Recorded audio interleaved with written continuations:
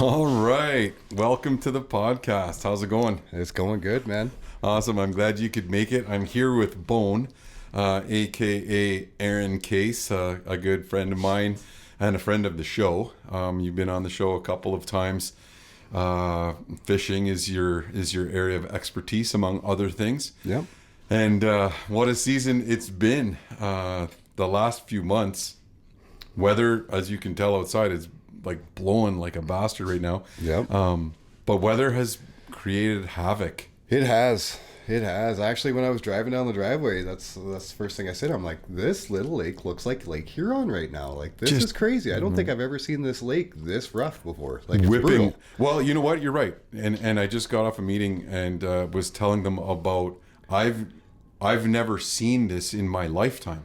Right at this time of year, it's the end of March. Or it's April now. Yep. But we typically were fishing for walleye 2 days ago through the ice every year of my life, right? And I've never ever seen this. No, it's brutal. The lake is wide open. There's 3-foot waves out there. At white least. caps, Yeah. right? It's rolling hard. Yeah. Hard. What? So we'll back it up. The ice fishing season. What was your ice fishing season like? Short. Very short. So usually I'm on the ice, I don't know, I'd say at least 3-4 days a week. Yeah. And I think I made it out 7 times this year. 7 in total. 7 in total. And I think 3 of them were down here. Right. Yeah, because you were out here definitely a couple of times. Yeah. Now, and it started late, right? Like we didn't get on the lake until the end of January. It might even have been I think it was first like week of middle February. of Yeah, yeah. that's right. You're right. Yeah. It was February because we were 6 weeks late getting out. And we were a couple of the first groups that, kind of picked our way out and checked the ice conditions because I got 1,000 emails like, how's the ice? How's the ice? Yeah. I tried to post it because also, you got to be mindful of when you're posting that kind of thing.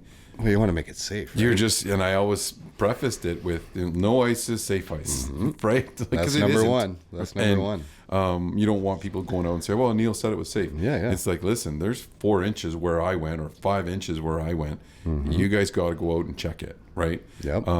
But, we got out there mid-February and it was lights out though. It was. Like It was. perch were everywhere. I know. I was watching your post and I was dreaming about fishing. Yeah. We sent the Markham down and I've never seen schools of perch for like, how far that thing can shoot. Yep. They were just everywhere. Perch on perch on perch. Just everywhere. Yeah, it was yeah. so much fun. But then, like you said, short-lived. Short-lived. Right? Yeah. Now, I didn't go anywhere else. Did you? Went to Manitou twice. And how far did you go? Not that far. We tried going a little bit farther, but then you're doing your old spud thing and 2 hits and you're through and you're like, yeah. We're going to back it up a little bit. So from, where did you go out from? Scotch line. Okay, from Scotch Line. Yeah. Right. So that's So pretty deep this water. is the first year I think that I've never had a snow machine or a quad or ATV of any sort on Lake Manitou. Oh, so you walked out every Ever. time? Yes. Really? That lake's sketchy, man. It is. Super sketchy. Yeah. And if you don't know it, like because it's deep and those air holes from all that moving, it does move. It moves right all the time. Yeah. And so you don't know, it could be 6 inches here and nothing there, just snow. Yep. Right? 40, 50 feet away. So you really have to know that lake, which always makes me a little bit nervous, when we have a winter, not that we have, but when we have a mild winter, I always like going out with someone who knows that lake, really well for sure. And I know that lake well, but it just wasn't. You knew better. I've been through a few times, so now I'm, now I pick and choose what I'm going to do with my ice fishing season, I guess you'd say. Yeah, well, and that's that's a good rule of thumb for sure. We had out here we had a couple of shacks that went through, and not because. I guess it was because there was thin ice, but it wasn't because it melted. There was probably a good 8 or 9 inches everywhere around there. But because of that flash rain, right, and the ice had nowhere to go, toilet bowled those holes in those shacks. Yeah. Just like an auger. Just like an auger. Just, you know what I mean? Friction of water, pushing all that pressure down and causing those vortexes, and sunk those shacks. Now we got them out, but like they were floating, you know. So yeah, it was one of those crazy seasons. I didn't get a walleye all year. Neither did I. Yeah. I know. First winter in a while. First winter forever. Right? I'm usually fishing after those dirty 30s up I there. know. And, none. Nothing. And I had no lake trout for me. We just got we got perch, whitefish. Not that we got the whitefish here. Yep. We didn't get out for whitefish in South Bay because that was sketchy too. That was super sketchy. I think there was only ice there for 2 weeks. 2 weeks, and it was gone. Yeah. Wow. Yeah. I think Mo made it out once, maybe twice, and after that, it was gone. Done. Yeah. And there's some hogs out there now. Huge. Yeah. Do you think that's going to be good for the fishery? Really, I think this whole season is going to be amazing for every fisher. Right, just gives them a breather. Oh, absolutely, 100%, 100%. Because even out there, you know, we were fortunate enough because we live here, and to get out there as much as we did, you know, and catch the fish that we did, but we didn't, relative to other years, right? We didn't see anybody. Right. And as soon as I posted that video of those shacks going through, it was a mass exodus of people who just pulled their shacks off. Yeah, right. I'm done. I actually moved a couple of people's shacks that were kind of in the same boat. I went around and looked underneath their shacks, and I could see bigger holes that day. And we just, you know, I'm going to do you a favor and move this for you. Yeah, I'm going to just in case. I moved it over, and sure enough, even in my shack, the holes were, you know, probably close to 24 inches. That's crazy, eh? Yeah. Mother Nature is powerful. Unbelievable. Yeah. The things she does. You know? Maybe that's why they call her Mother Nature. You know, when she's good, you know, she's going to look after you. Yeah. And when she's mad, you're going to get a look whooping. out. Yeah, you know? look out for sure. So you think, other than the break, like in terms of fishing pressure, is that why you think it'll be a good season? So I'm a little bit. So I've been thinking about this lately. Trying to wrap my head around this. I think we're going to have a little bit longer season. Yeah. I think the bait fish are going to have a little bit easier time with the lack of the deep ice and whatnot. As you know, on Manitou, there's always a big kill, you know, with the whitefish and everything else. So, right. So I think that way, I think it's going to be oxygen levels, and I think are going to be a lot better on the lakes. Yep. I was talking to another guy, and he was down in the Prov area. I'm not going to say it was Prov because it wasn't exactly Prov, but the Prov area. And so he said he's already seeing smelts and steelhead and everything else coming up the river. And he's like, they're all nice, big, healthy fish. Really? So, you know, and then I get David in the fall going and checking the river. Yeah. And he's like, it's going to be a good year. And he predicts it every year. He's like, he can just see the run. He knows what's going to happen. So personally, I think it's going to be a good year. I think they might come up the rivers a little bit sooner this year than they did last year. So I think our season might be a little bit shorter, but I think to start, I think it's going to be a little bit gangbusters at the start of the season. At the start of the season. Yeah. Now, you mentioned smelt, and I've never seen this before, but my buddy Greg Cottenham, who's also been on the show, he got in one day, he was like, he thought they were Cisco's, and he could see on his graph, you know, them break up. Yep. But so he put down these tiny tungsten plastics, and he pulled up 6 smelts individually, like all big smelts out of Mindy. That's awesome. And I did see a report from the ministry saying that rainbow smelts in this lake are on a huge incline, right? Which also gets me thinking, okay, that's great for walleye.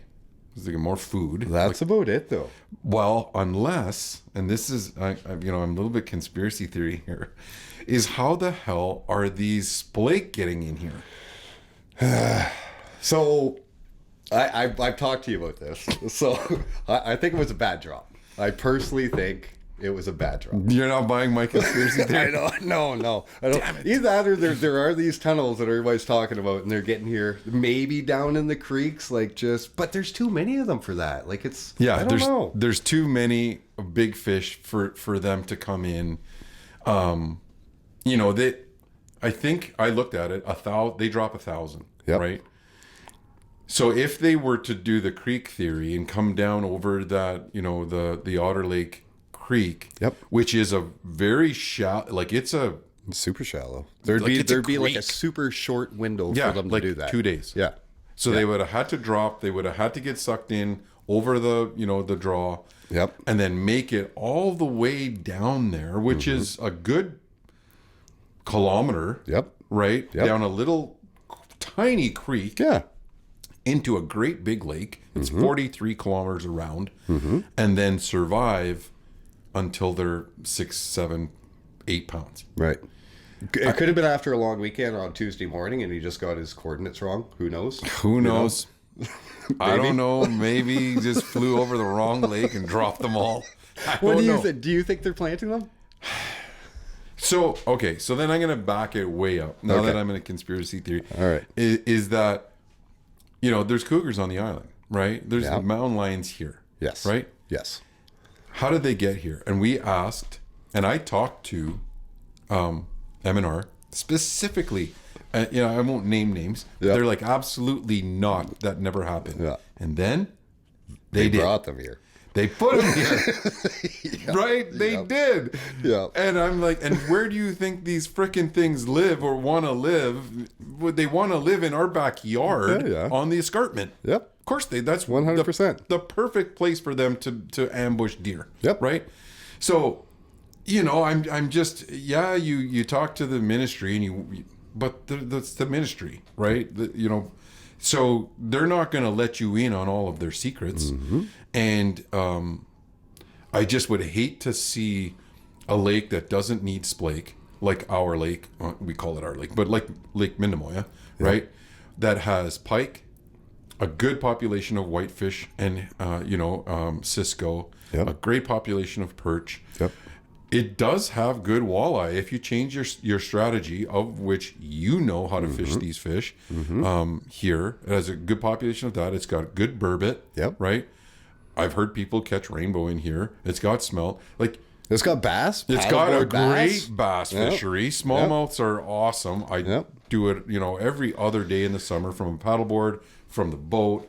Like, it's just a fun fish to. This is a beautiful little lake to fish. We don't need. It's a gem. It's a gem. We don't need splake, right? No, I don't think we need splake in this lake. Yeah, because the one splake we did catch, had 2 big perch, like an 8-inch and a 10-inch perch in it on a 6.3 pound splake.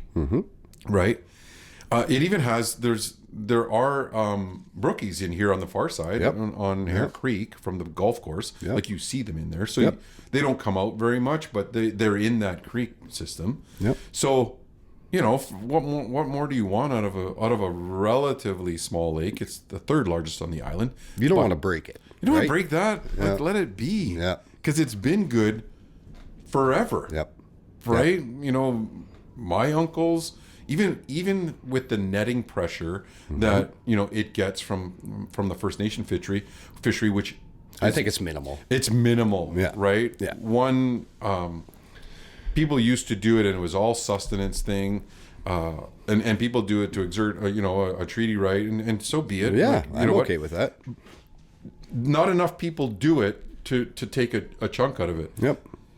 Ice fishing does way more damage in terms of population than a couple of 200-foot nets 4 times a year. Absolutely. Right? So and it's been able to sustain that, right? I hope I'm wrong in the conspiracy piece. You might be right, man. You might be right.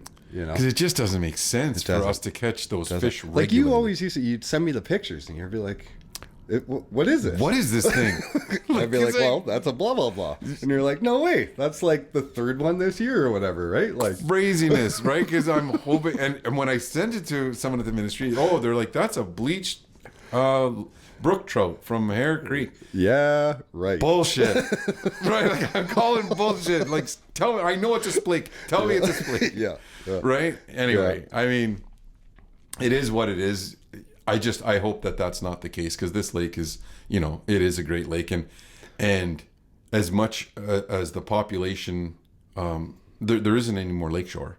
So when you look at this lake, from a tourism perspective. Yep.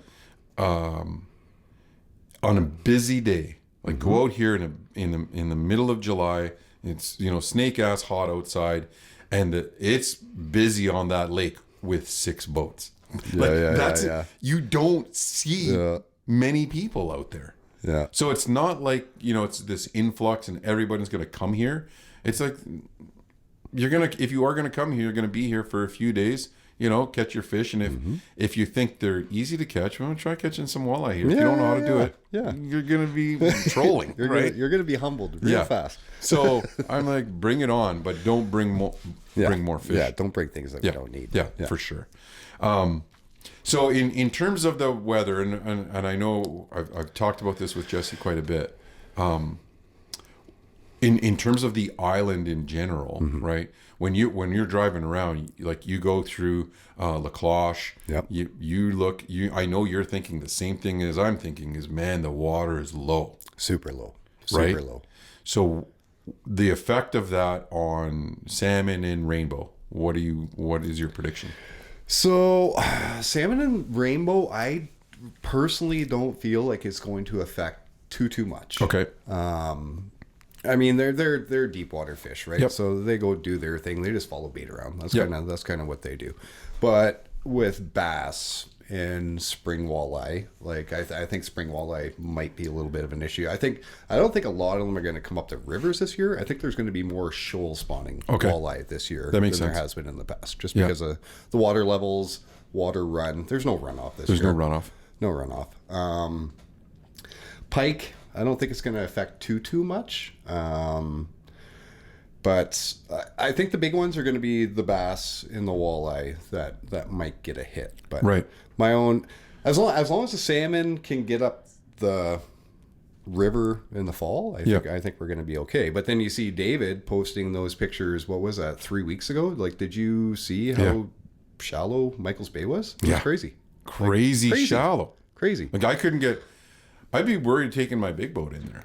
Oh, absolutely. You know what I mean? I don't think you could. Yeah. Well, I know I couldn't launch. I don't think you could launch from the. No, absolutely not. I couldn't even launch the Crestliner from there. No. Right. You'd have to launch a tinner or a 14 maybe. Yeah. Right. Something like David's, like a 16. 16. Like a small draft. Small drop. Yeah. But I don't know. It's scary. And then I don't know if you follow Jerry Burke at all on Instagram or Facebook. I don't. So he's got a place, Mill Lake Lodge, just past Killarney. Oh yes, I do then. Yeah. So Mill Lake. His docks right now are where they were last fall. They're completely dry. Jeez. Wow. And that's what he said. They pull boats. I hope George and Bay can give us some water back, because this is crazy. Like it's so low. Yeah. And then Gord, like we were there for dinner the other night, and he figures it's down 2 feet. Just and that's in the North Channel, downtown Little Current, where there's water always moving. Right. You know what I mean? Always moving. Yeah. Like it doesn't stop there. So yeah, I think it's probably going to be a good year for marinas. I think there's going to be a lot of lower units taken off and you know, all that sort of thing. But other than that, I don't think it's going to be good for you and I or anybody else. I think the water might heat up a little bit faster. The water might be a little bit cloudier this year. All those sorts of things, right? Like all those things. Closer in the base and whatnot. Right. So if we are chasing salmon, probably going to have to go out a little further, find that colder water, which, you know, talking to Dave and knowing that Mo and those guys went out deep, right? Keep going, man. Keep going. Yeah. If you see shore, you're too close. You're too close. I'll have so many sick people on my charters. Because, dude, like, I honestly, it's funny because if I had a dime, maybe $1 for everyone that says they're not going to get sick, they're good. Oh, yes. Right? Yep. They're the first people to get sick on that boat because, you know, when you go out on the South Shore, you could be on the ocean. You don't know any different. You can't see land when you're looking south. Yep. Right? And as soon as you get that rocking thing, and as soon as my clients stop talking, I know. You know it's done. It's done. Might as well turn the boat around. Yeah, we might as well. Some of them will try and fight it off, you know, a little bit. And that makes it worse. Yeah. The only thing I've seen is One is like taking Gravol, obviously. Yeah. And my kids know that, and Diane knows it. They take Gravol. Aspen not so much, but Darcy and Diane all the time take Gravol, and then they pass right out. Like, so they just fall asleep. Like it just gets them tired. Yeah. But sometimes an adrenaline shot, if the salmon tie in right when someone is just getting that, it's enough to delay the real sick part. Yeah. But 9 times out of 10, nothing turns it around until you get on land. Yeah. Yeah. So, speaking of charters. Yes. You're gonna take a stab at it. I was told I was crazy. You know, you said it's a lot. Mo said it's a lot. Luke said it's a lot. But you know what? I'm diving into it, man. Yeah, but we just say it because we don't want a better fisherman chartering. Stop. Right? So you're just competition. Like if you're always catching fish, then they're not gonna book with me. No, but okay. So seriously, you started. You had a boat. Yeah. So okay, let's even back it up. Let's back it up a bit. You had a new boat a couple of years ago that didn't work out. Tell me that crazy ass story, because it's a life and death situation. 100% it was, man. It scared me. Like it was a scary situation. Okay, so story time here. So, I thought I'd bring my buddy Scott Card out. So. He'd never been salmon fishing before. Right. Yeah. So I was like, first time. Okay, come on out with me. I'll bring you salmon fishing. Yeah, we'll have fun. Yeah. It's going to be fun. It'll be fun, they said. So we launch, we start heading out. No chop, like a 1/2-foot chop. Nothing, you know. You and I, that's nothing. So I'm going out. I'm not pinned. So I'm just going to stop the story. So this was a low boat. Yep. So I'm going to call you guys out. This was a low boat. It was I've tried to put this out of my head. Fishmaster, fisherman 16.5, something around there. Had a 90 on it. Nice Merc. It was a nice little boat to fish out of. But it just couldn't put up to my wrath, I guess. Yeah. So anyways, so Scott and I are heading out. We get about 8 miles offshore. Yeah. So we're quite a ways out there. And he's chatting, he's checking out all the scenery and stuff. And I just happened to look back like this, and you know where your seat posts go in? Yeah. So I just saw a little bit of water in there. I kind of did a double take. I'm like, that's weird. Why is there water in there? It hasn't rained in a few days. So I keep going, and then I start thinking, that shouldn't be there. Well, why is there water in there? So I look back again, and all of a sudden it's coming up. So it's like an inch now, the whole back of the floor. So I didn't stop. I think I actually roosted it, did a turn, and then just started heading for shore. I didn't care what shore I hit. There could have been boulders in front of me. I didn't care. I just wanted to get to shore. Like this is cold. Like we're talking like the 1st of June, end of May. So 50-degree water or like colder, cold, like kill you. Yeah. You know, you in got minutes. what? Like 10 15 minutes. Yeah. You know. So I'm freaking out, and Scott's like, "What's going on? What's going on?" I didn't want to freak him out, so I was like, "Oh, we got a little bit of water coming in." So I turned the bilge on, and I'm like, "We just got to get to shore. That's all we got to do." Yeah. And then I look back again, and it's starting to get up a little bit higher, so it's probably like 8 inches in the back of the boat. You know, you can see the motor where the motor was sitting up here. Now the motor's starting to sit down here. Yeah. You know, and then I start to panic. I'm like, "Oh my God!" I'm like, "You got to find something to bail with. Just get back there and start shooting water out. That's all you can do." So it's kind of funny. So we go down, and Duke Pelche lives down on the point. Yeah. And I guess he was out on his deck having a morning coffee, and here comes this boat within like 10 feet of the shore. And he's like, "You should have hit." He's like, "I don't understand how you didn't hit bottom there." And I'm like, I was actually hoping I was going to hit somewhere. Or I was looking for a beach to beach on. That's what I wanted to do. So anyways, we made it all the way back to the marina.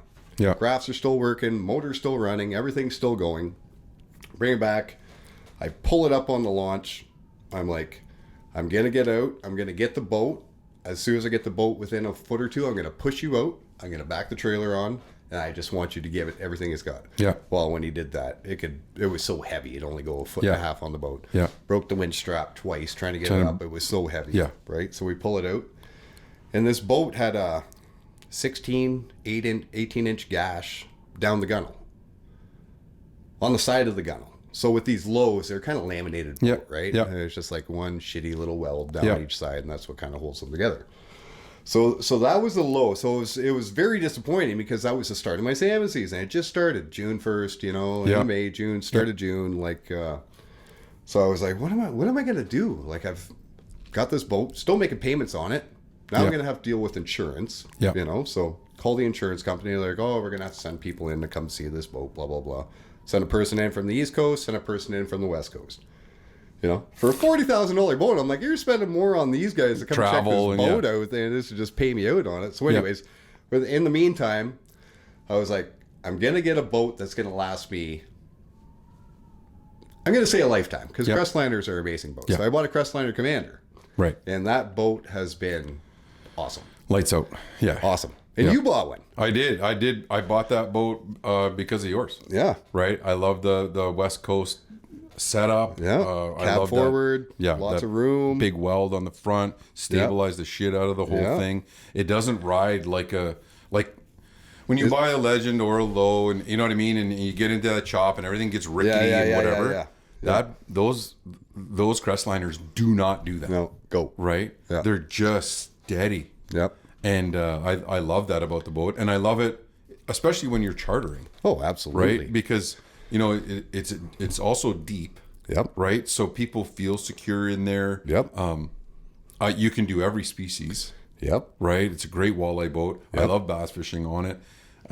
It works fine for salmon. We actually ran it in the Salmon Derby in Lake Ontario last year, where the year before I took my big boat down, which was fine, but like this one was better. Yeah, for sure. Easier to haul, lots of room. In and out of the water, like nothing, a one-person job. You bring, you know, if you don't have two people with the Sea Swirl, like, and there's any wind, like you're not docking that thing. I don't care what you say. No, right? I know. That big top catches all the wind and boats sideways. And, you know, it's a nightmare, right? Well, it's kind of fun that you said about the fishability of these Crestliner Commanders, because so I was out with David and his two cousins, so there's 5 of us. We did a 10-rod spread on that little boat. Yeah. So I'm talking like 4 planer boards, 2 riggers, 2 double dipsies, perfect, and off we went. Yeah, you know. Yeah, and so you got a huge. That's a huge spread. Huge spread. You know, and it's good. Like everybody's right there. Rods are closed. You know, like you've got all that room with the cab forward. Yeah. Right, which is like on a 20. I have the 2050, and I have more room on that boat to fish than I do on the Sea Swirl. Yeah. Now I don't need, like, I got the Sea Swirl because when the kids were young, and you know, we're staying over, and sometimes I sleep on the boat if I've got back-to-back charters and stuff like that. Yeah. Well, I don't do that anymore. I'm too old to do that and sleep in a boat like in the cuddy. Yeah. Right. So I decided, you know what? Let's try this, and I have so much room to fish. Right.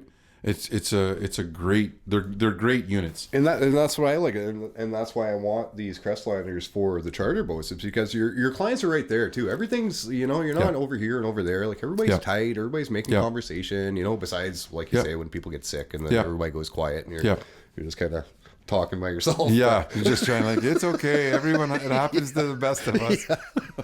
Trying to make them feel better. Trying to make them feel better. You know, I had a client, like, I didn't know what she was doing. Until like she kept going to the back of the boat, and then she'd just come back, right? But she wasn't getting sick. I didn't think. Right. Well, she was getting sick in her purse. Oh no! Yeah, she was like embarrassed or something. She was embarrassed. She was an Asian lady, just a tiny little thing. And I don't know. I guess I don't know, whatever her reason was. She just did not want anyone to see her get sick. Gotcha. And she was the quietest puker I've ever met, right, and seen. But I'm sure she filled that freaking purse up to the brim because she went back like 4 or 5 times.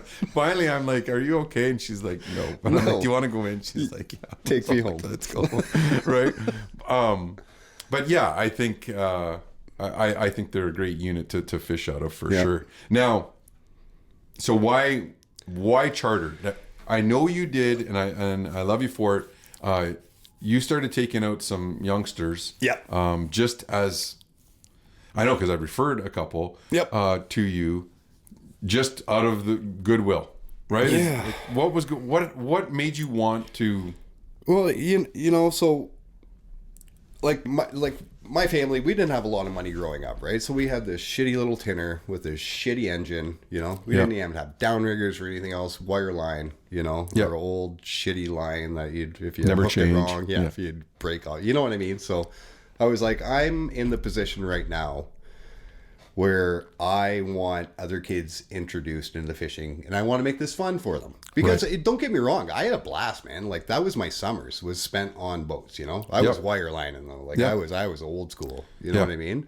So I wanted to give kids that maybe didn't have that opportunity, where their parents couldn't even afford a shitty boat or a shitty motor, or you know what I mean? So I'm like, those are the kids that I want out to bring, and I just want to spark a little bit of something in them, like somebody did me. You know, like, I was lucky. My dad was a huge fisherman. My uncle Ed was a huge fisherman. Yeah. My grandfather Bill, he was a huge fisherman. So I had all these fishermen in my life that made it happen. Yeah, made it happen. And I didn't even really understand until I got a little bit older how important that was for my childhood. You know what I mean? Like, just the sights, the sounds, the camaraderie, the fishing, connecting with food, connecting with the water. The whole, 100%, you know? So I just wanted to introduce kids that didn't have the experience, or maybe some did. Some had fished a little bit, you know what I mean? But I just wanted to spark just maybe a little something inside of them. And I think I did that. Yeah. So that was damn it, you're going to be a good charter captain, because that's the reason to do it. Shit. I was hoping it was going to be, I want to make lots of money. No, shit. You're not going to make money being a charter captain. No, that is the reason to do it, right? Is to get people outdoors, because, and you're going to see this, you know, it is like a mini counseling session. 100%. It really is, because 100%. You're in control of that environment. You're the captain. You call the shots. And people have to listen. Right? It's no different bartenders. It's very similar. You know, the conversations that happen are pretty amazing. Being emotionally intelligent and understanding, you know, I got these 4 people or these 5 people or these 2 people, right? And how do you handle the energy on the boat? Because there are going to be times where it's low and you know, and slow. And so how do you engage in conversation that make people forget about the fishing until all of a sudden they're reeling. Right? 100%. Or a double or a triple. Or a double or a triple, or, you know, one of Darcy's friends, I took them out. The girl's friend is an author, and Doug Sanderson, and he wrote a book called Valley of the Birdtail. Anyway, so I took them out. They're city niche, right? So and that they don't take offense to that, because they'll be the first to admit that they are. And so I'm like, we'll take them out fishing. And we did a shore lunch and whatever, and it was so funny, because they're swinging those fish around, like those bass. They don't care, right? They're swinging them around like boomerangs, like, around. You know what I mean? It's coming at them, and one hit her sort of like right square in the face, and so she's like had fish guts, like not guts but slime on her, like on her face and on her glasses. And, I mean, it's something that they'll talk about and you know what I mean, and remember for a long time. Absolutely. And those are the types of things, creating that memory, and in, you know, inspiring that passion, is what chartering should really be about. Right. I was looking for people, like, even when I wasn't doing charters this summer, I was looking for people that hadn't caught salmon, because I wanted to put those people on salmon. There's nothing like it, though. Nothing like it, you know? Then one girl, Jazz, I brought her out, and she had never been out down rigging, I don't think, ever before. Put her on 8 salmon. She had the time. She's like, the last one, she's like, no, I'm good. I'm done. I'm good. Yeah, I can't. I can't reel anymore. Physically, I can't reel. Yeah, you know, that's awesome. That's awesome. So that's going to be an interesting summer. Now, you're transitioning from an old position to something new. You're starting a new chapter. For work. What's mining? So I'm going mining. Yeah, I was in the helping field for 5 years, I guess. It was amazing. I had the time of my life. It was, you know, you're talking about memories and everything else. And you know, I'm never gonna forget these years, because Right. that helping field is a little bit different. You know what I Yep. mean? You're not doing, once again, you're not doing it for the money. Yep. You know, you're doing it because you actually want to physically help people Right. and see them do better in life. You know, so And probably at the same time, it's also helping you. oh, 100%. Right? Yeah. Yeah. I was in addictions for a long time, and I was, you know, 16, 17 years. I was in a full-fledged hardcore addiction, you Right. know, and I really think that it was that career that I chose in my fishing and my small group of friends that really helped me stay clear and open-minded and clear-headed and all those things, you know, Right. and just have a goal in mind and just go for it. Don't be scared of that goal. Yeah. Just keep running until you hit it. Yeah. You know? Yeah. And that's Head the way I live down, my life now. Keep you know? charging. Yeah. Yeah. No, that's good. I love that story. I know that was a real tough time for you, you know, back in the day. Yep. And I remember, you know, when I coached you in high school hockey, you were a little bit of a hothead. Oh, yeah. Like, not a little bit of a hothead. I just like, Bone, just You don't just shake your head. Just don't fight this shift, all right? And I'll give you another shift.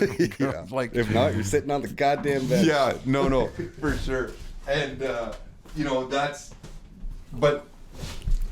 the fight, right? That's the fight in you. I think And- I think that's what people with addictions need, is they need that fight in them, you know? Yeah. It's the people that just think they have it without going through struggles and everything else. Oh yeah, I can get clean, I can do this, I can do that. Those are the people you got to worry about. Yeah. It's the people that are like, I don't know if I have this. Yeah. I know I can't do this by myself. Yeah. Those are the people that you know are going to make it. Or Work. that I've seen make it work Yeah. more than the people I'd be like, Dave, whatever, 15. I got this. I'm Yeah. good. I'm fixed. Yeah. You know? Yeah. You're And not it fixed. doesn't work. It's that way. a lifelong journey. Yeah. It's not something that heals Yeah. itself in 15 days. Yeah, it starts in the morning that day you wake up, and you know what I mean, you got to get through the day. Exactly. And so from that and that experience, again, when I started charter fishing, Yep. right, it was very similar. I was in the midst of a career change. I was hitting the end of my education, my you know, principaling days. Yep. I was at the peak of my stress. Yep. Right. And we had a business and 2 young children, and I said to Diane, I'm going to start chartering for salmon. And she's like, what are you talking about? And I'm like, I don't know. I'm just going to. She's like, what do you know about it? I'm like, nothing. I'm going to figure it out. Figure it out.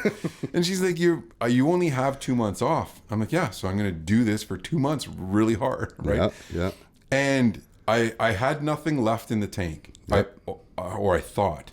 And then once I started taking people out, right, they started filling my tank. The conversations, the 100%. the energy, the positivity, and the more I did it, the better I felt from my day job. Yep. Right. Yep. And I didn't know that at the time, and we didn't know that, you know, as a partnership, Diane and I, that's how that was going to happen, because she thought, and I kind of thought that it might too, or it could, you know, be the end of you in terms of exhaustion, right? Like, Yep. just to a pulp. Yep. And it had the opposite effect. And I think, you know, so very similarly with you and the addictions field and making it through, you know, those tough times, Yep. right? And now doing and chasing down a little bit of the chartering piece is very, very similar. Yep. Right. And I think you're I know you're already good at it. So, but I think you're going to find it super rewarding. Oh yeah. So, 100%. but you're going to do that for 5 days. So what's your work schedule? So you it's like hope to 5 do? on, 5 off, 4 on, 4 off. For mining. Yeah. Yeah. It's so I work 6 months out of the year and I'm off 6 months. So Right. you know. That's a great job. Yeah. But I'm gonna make real money. That's a bonus. Yeah. Yeah. Well, I mean, I've got friends and good, you know, fishermen and they're miners, and And they fish hard too. dude, they bring home a shit ton of money. Yeah.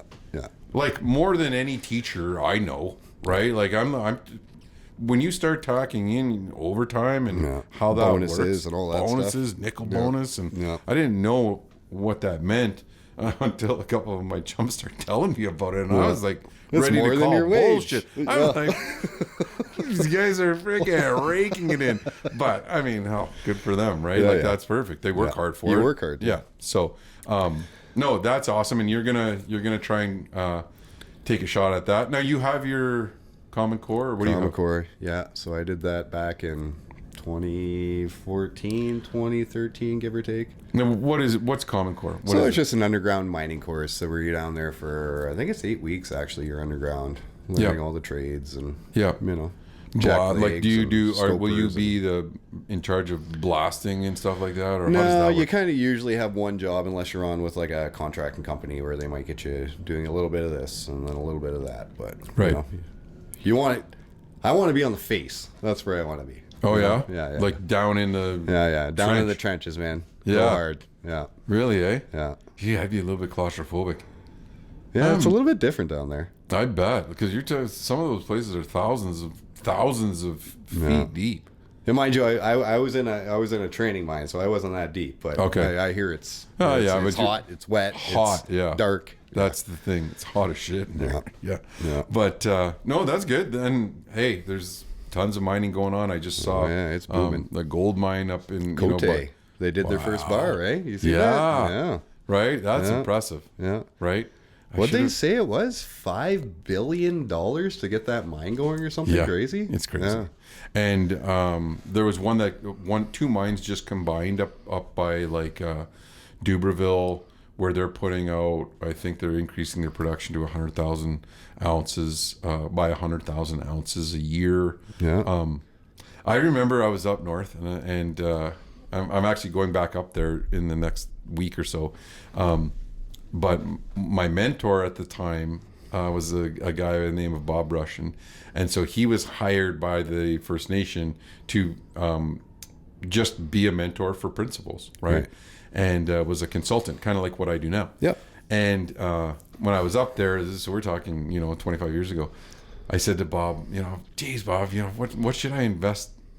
What should I invest in if you could do it over again? And he's like, invested in gold. I'm like, what? Like, at the time he was my age, so I'm like, what's this old bastard talking about investing in gold? And I remember specifically it was $3.77 an ounce, right? And I was like, that's crazy. Why would I invest in gold, right? Yeah. This is like $2,000. $2,000 an ounce now. I know. Right. It's crazy. If right? I'd put it, dude, I'd know. like, man, You'd be what was I rich. thinking? Another, right? And Bob's just like, what do you want? You asked, I told you, you didn't do it, right? Listen, damn it. Listen. Yeah, just listen, will you? Anyway, so the mining thing is it's a tough one, but man, you get to fish a lot. Yeah. Right? So 6 good on you months for on, doing 6 that. months off. Yeah, Yeah. man. No, Yeah. I'm looking forward to it. Yeah. Awesome. So that's going to be a little bit of your half your summer, and then you'll be chartering and fishing. I mean, and it's great if we can get the charter community Working together? I was trying to find a better way to say that, but that's exactly what I mean. Yep. Is working together. Yep. And not be so competitive in terms of just how we are as fishermen, because we are like that as soon as money's involved. If you want to turn people sour on fishing, Put join a dollar fishing amount on derby. it? Or that. Yeah, 100%. Make it about money, 100%. because then Or grumpy people at the end of the day if they don't catch fish. Yeah. the asshole in people comes Oh, out. yeah. 100%, man. Right? 100%. So and I've lost friends over fishing derbies. Like people I thought Spurs, were my friends, cheating and shit like that, Yeah. right?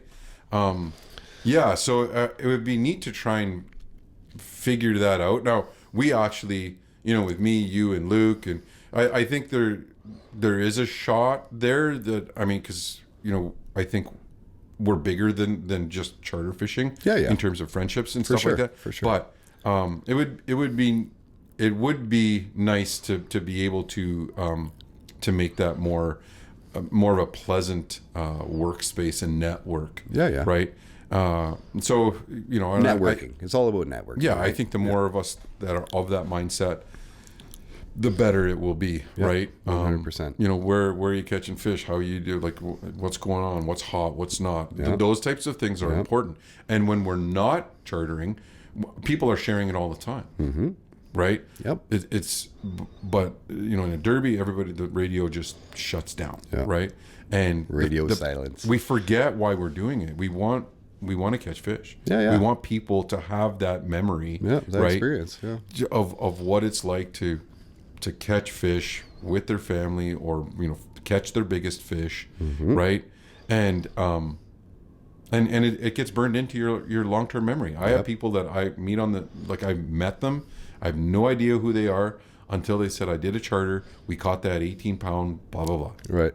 I'm like, oh yeah, of course I remember now, right? You just, you know, it gets burned and etched in your long-term, right? 100%. So, that's awesome. That sounds like an exciting summer coming up. Real Manitoulin charters, by the way. Real Manitoulin charters. Yeah. And you know what? And if you can't get a hold of Bone, you can get a hold of me, and I'll get in touch with Bone. Yep. I'll probably try and steal your business first, and then if I'm busy, I'll give you Bone's number. I appreciate that. Yeah, no, for sure. You're gonna do fantastic at that. You're a master angler, which, you know, I got to see firsthand a couple of times, but one of my most fun times watching you do this was up at your mom and dad's fishing lodge, Loch Lomond Camp. In Long Lac. In Long Lac. Yeah. What a fishery. That was awesome, eh? That was an amazing trip. It was you were minutes away. Yeah. From. It's like, what do you want to fish for today? Yeah. Okay, we'll go to this lake. It's half an hour enjoyable skidoo ride. Yeah. Right. Yeah. And then it's just like bang, bang, bang. Right. Yeah. We did brookies, we did splake, we did walleye and pike, right? All in the span of 3 days, and just had a blast. Yeah, it was awesome. Catching fish left and right, eating fish to your heart and stomach's content. Great wild game kitchen that you put on. You know, so. That was a fun trip. Yeah. And that going back to that Brookie Lake, that was awesome. Like, you're talking that snow machine, like, it was deep, man. Remember that? Like, and your old Titan was getting a workout there. Well, and when I went off the trail there one time, and because we forgot something, so I ripped back and I dropped Johnny off. I said, get off and I'll unhook the sleigh and run back to get it. When I came back, I was going too fast, and I just went off the trail a bit. Just a little bit. And boom.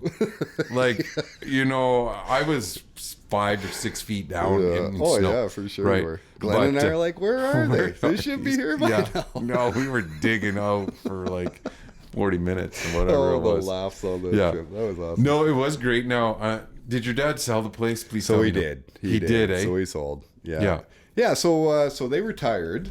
And they thought they'd retire and buy a fishing lodge. It'll be fun, you know. Yeah. Well, your dad thought it was fun. My dad thought it was your fun. mom's working her ass off. Yeah, they're working, you know. Yeah. Whatever, 14 hours a day every day for 6 months of the year. Serving people too. Yeah, man. Right. Yeah. Hand and foot. Yeah. What do you need? You know? And so it was a 10-year investment for them. They hit their goals, so they're out. They just want to retire and spend time with their grandkids now. Yeah, perfect. Now are they moved back, or are they moved back? So they're living in Shag now. So okay. They're all moved back. It sounds like they're nice and happy back on Manitoulin Island. So yeah. I'm sure if Glenn had it his way, he'd still be up there. But your mom definitely was. She's like, I'm out. Yeah, I'm good to go. Yeah. There's lots of fish to catch up here, though, for Glenn. No, he doesn't like fishing up here. It's not as fast and furious as up there. As fast. You get spoiled up there, right? You do get spoiled. Yeah. It's like the old timers that used to charter salmon. They all jump ship, right? Yeah.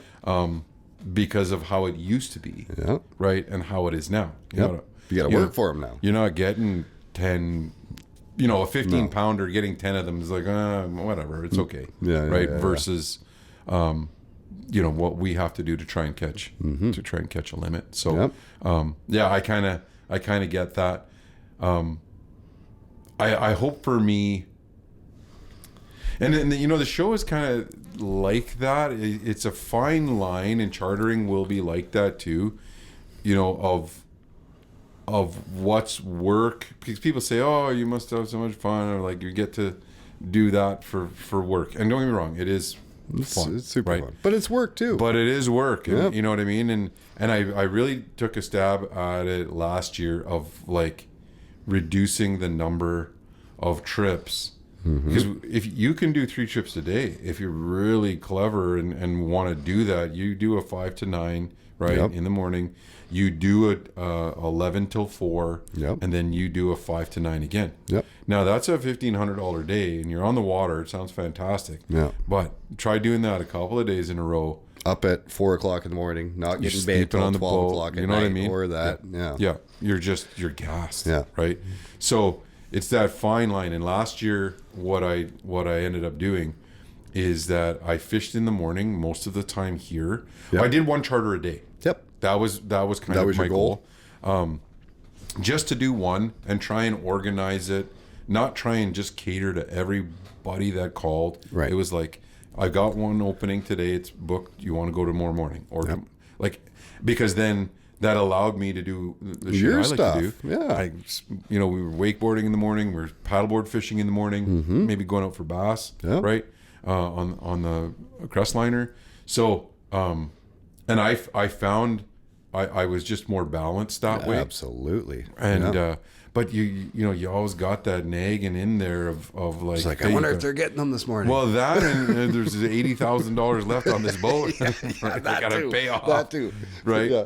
But Payments I mean, keep you honest. the yeah. payments keep you honest for sure. Now I might have 2 charter boats running this year. I've got another charter captain coming on board, Greg Cottenham. So he's doing this guy's a crazy fisherman. Like he fishes every frickin' day. Like he's a retired miner actually. Yeah. And he fishes every day, and he knows these waters on Manitoulin like the back of his hand. So he's gonna hopefully run, or he is gonna run one of the boats. And we kind of see how that goes. I'd like to do 1 South Shore charter, and then 1 have The inlands? yeah. I'd Or like to chase the fish? I like to Like, chase go where the the fish are? Yeah, Yeah. that's what I'd like to do. Yeah. I do have the Sea Swirl up for sale. Oh, I didn't know that. Yeah, it's up for sale. The Alaskan model that I have on the 230. Yep.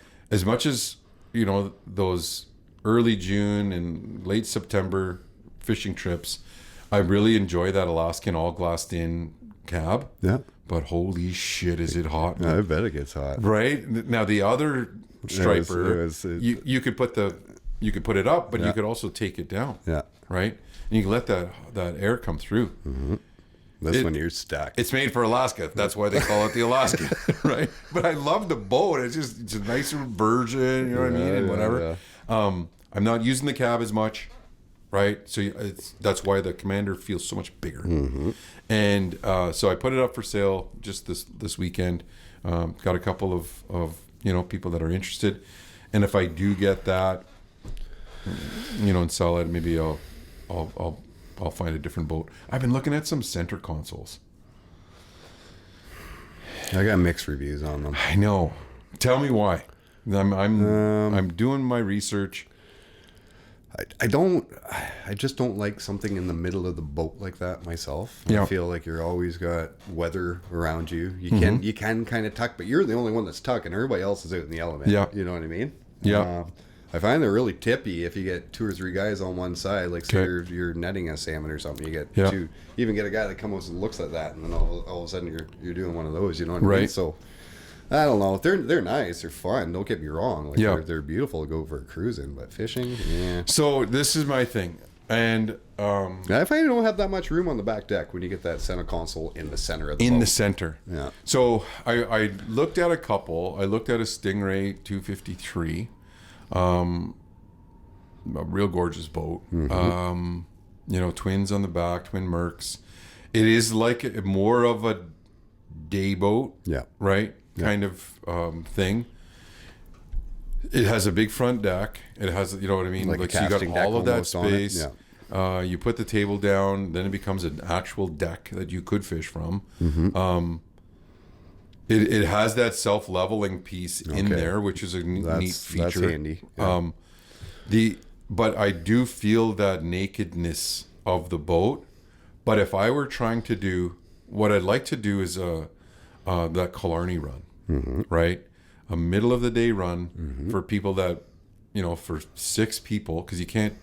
That's hard to do in the Crestliners, right? I'm tapped out at 4. That's my. You know what I mean? And 3 is comfortable. Yeah. 4 is pushing it, right? You know what I mean? Because you got yourself too, so you got 5 people in the boat. Yeah.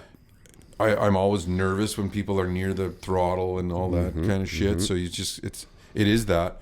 But I was thinking that if you did have, that middle run of the day, right, where you've got walk-ins that are like, you want to go under that bridge and go for a quick, rip to Killarney and fish and chips out there. Yep. We can stop in and do some trolling or drop line still line for Lakers. You know what I mean? Bring your bathing suit, go for a swim. You do you. What do you want? Right? Yeah. It's that kind of a vessel that if the water does get big, like You're that good. 26 footer is easy, right? Yeah. It's made for the ocean. Yeah. Right? It's like the Sea Swirl. It's got that kind of a V hull. Yeah. So I didn't realize you were talking like a big sexy boat like that. I thought It you is were a just sexy talking boat. like a Like, it's- fishing console. Yeah. it's out of my. Diane's gonna listen to this podcast and find out. Shake her head at you. She doesn't listen to this podcast. She won't listen to this. I'll just tell her. What did we talk about? She's gonna listen. What did you guys talk about? Just fishing. And so she's like, I won't listen to that one then. Yeah. So she won't do it. But it is a nice boat. I've looked at it. Yeah, we'll see. Lots of things would have to line up for me to be in that boat. Who's got it? Like Gordon Bay or someplace or Down south, yeah, Rosso. Rosso? Yeah. Okay. Is where it is. And I just went into the frickin' home and cottage show. Like, we just walked in and I'm like, The like Holy Grail. This boat, lights shining on it, right? And I had an awesome chat with Bill. We didn't even really talk about the boat. We talked about life. Right. Yeah. So anyway, we'll see. That's a long shot for me. Because we're trying to do lots of stuff this summer in terms of opening the RV park. Yeah. That's pretty exciting too. It's exciting. Yeah, it is exciting. We've the exciting part about the point is that it's off the ground, and it's going to be a reality. The not exciting piece is bleeding all those chips, like for the last year. Infrastructure and like it's you got to give some to get some though, man. Yeah, so that's the piece that's like, okay, I honestly think, and I don't, and maybe not, it's the intermediary. Right. We're gonna do the RV park there. Yep. For 5 years, I think, or whatever, and try and get the infrastructure back. But there's just something magical about that point. It's beautiful. Yeah. Sunrise, sunset. You're looking at Treasure Island from a different angle that I'm not used to. Right, I'm looking at it nose on. Yeah. It's just a different view of the lake. We have to work hard to get a sunrise here because you can get up early, right? Yep. And we don't get a sunset. But across the lake, you get a whole 4 other hours to your day when the sun, it's gorgeous over there, right? Yep. So I think the park will be what it is for the next little bit, until maybe we get back to scratch. And then I think it's a stepping stone. I don't know why, but I think there's something. You're like, what am I gonna do next? Yeah, it has so much potential. Whether it's healing, right? Yeah, we talked about that a little bit. That's huge too, man. It would be cool. I am excited about that, but I know it's also a shit ton of work, right? That's starting a new business, and it is. You just got to put the time in. You got nothing but time, Neil. Yeah. You're retired now. That's true. That's what Diane says. What do you do all day? Yeah. Whatever I want. Yeah. And some things I don't want, but I do them anyway. Yeah. So we're excited about that. I'm looking forward. Speaking of shows, at the Sportsman show, I went and I talked to our good buddy Joel Theriault. Oh yes, good old Joel. Yeah, from Air Ivanhoe. Another episode we filmed. That was awesome. Dude, that was such a fun trip. Right? He's got such a beautiful spot too. Like, man, he's got so much up there. Everything. It's crazy. All those like fly-in access lakes. It's like, what do you want to fish for? Where do you want to go? Yeah, what do you want to catch today? Like, we'll drop you off here. And fish bite every day. Fish bite every day. What should we use? Ringworms. How many? Lots. Like, we didn't bring it up. Like, you know, be a little more specific, Joel. Like, we needed a flat of worms if we're there for 3 days. Yeah. Because a half a flat lasted a day and a half. A day and a half. No joke. And that was during the hatch. Yes. So we got there. That was pretty cool. I've never seen that. That was another thing we got to talk about. So we caught that many fish with that much bait, all the mayfly hatch. Yep. Like coming up to the surface. Yeah, we were watching them come out of their cocoons and and then just hit lifting the surface off and go poof. Yeah. Beautiful blue sky, like crimson sky. Yeah. Probably I took a couple of really cool pics there. Double rainbows. And then it looked like it was raining. Yep. Because all of those ripples in the water from the hatch. Yeah. Yeah. Yeah, that was amazing. We still hammered fish. Oh, yeah. Yeah. And we ran out of worms. Joel had to bring us some on the last night. Oh, yeah. That's right. We were so excited. Well, he brought them for himself, but we took them. Yeah. We were so excited. I don't think I've ever been that excited to see a box of worms, actually, now that you mentioned that. Because it was exactly that. We had those rotten worms that we were like cutting in half, right? Like, save it. And we tried like plastics work, but it's just not. You throw worms, boom. Yeah. So we blasted out there after he landed to pick us up, and we caught another dozen walleye just at last light. And the laughs we had Gregor up there with us, so Johnny couldn't come. He got. We had actually a huge malfunction in one of our drives crashed. And so we lost a ton of data, like a ton of footage. And Johnny was freaking out because these episodes are due and we're just shitting our pants. And then he had COVID. So like the day before, wasn't it? So he couldn't come. Yeah. And calls his buddy up, Gregor, and Gregor comes and like lies his way into the trip. Telling us that, like, oh no, I can run a camera, I can drive a boat, I can do all this shit. He couldn't do any of it. He could take a good picture, right? Yeah. But anyway, I learned to love him real quick. Awesome guy. Just awesome how guy. He made us laugh, whiskey throttling the boat all over the lake, and not being able to. Like every time he went to oh my god, every time he went to slow down and there was any like doubt in his mind, he did the opposite, right? We got to the top of the waterfalls and if we just said, hey Gregor, there's a waterfall here. It's like it's like whoa, settle down. Oh man, it was. Or he was coming towards us with the camera. Yeah, that was the first time. Just slow down.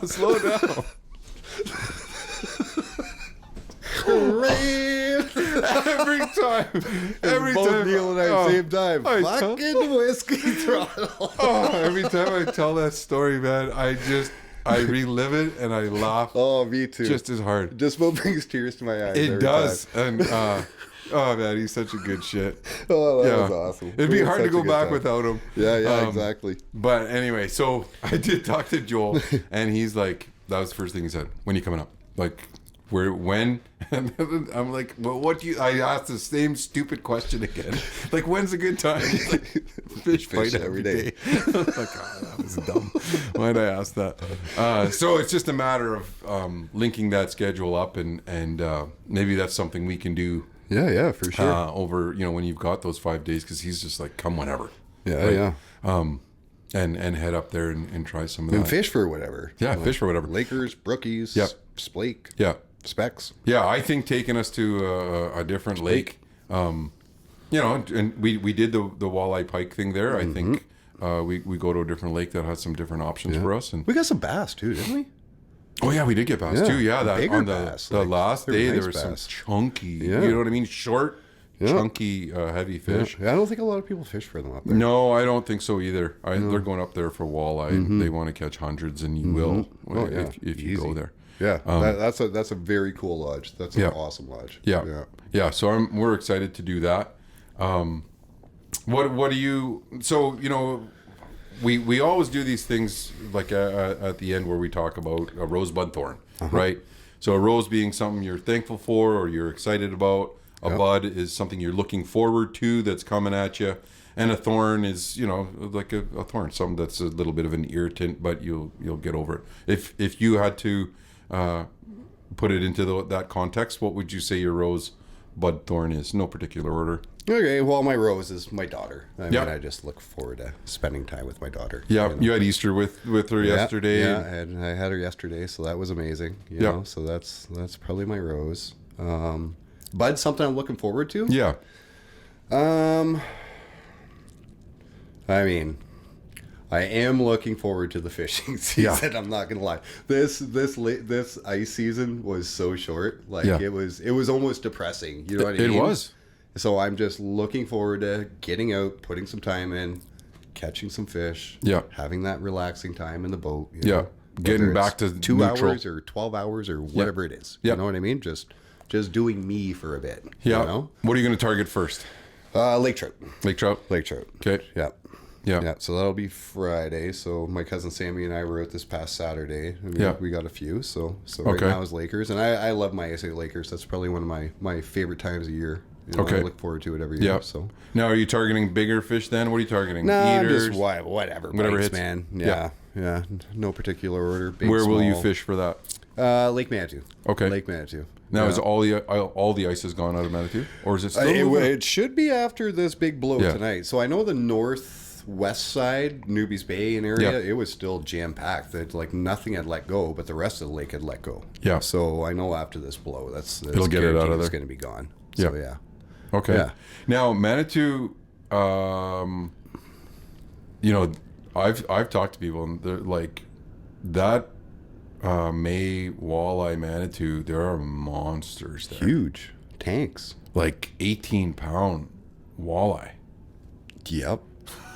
Those are big fish, man. I know. If people actually probably kept track of the fish that are coming out of there and actually put some of those in, I bet you, they'd be right up there to the record, the Ontario record. Yeah, I think so too. I think huge it's a fish. sleeper They're huge fish. Yeah.